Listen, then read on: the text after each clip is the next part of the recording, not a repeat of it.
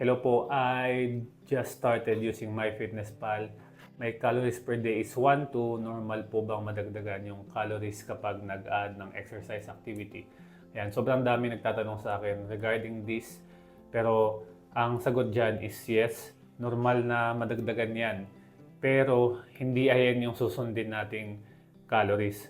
Kung 1 to yung kinompute sa'yo ng app, dahil yan, ang nilagay mo dun sa app is ganito lang yung activity mo 3 times a week, for example, and ganito age mo, tapos ganito yung weight mo ngayon.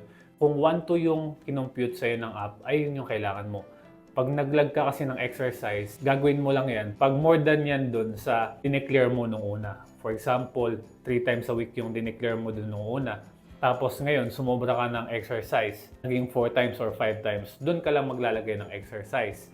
Or kung naka-automatic na nalalag yung exercise dun sa MyFitnessPal kasi connected siya sa watch, ang susundin mo pa rin yung 1,200 na calories. I hope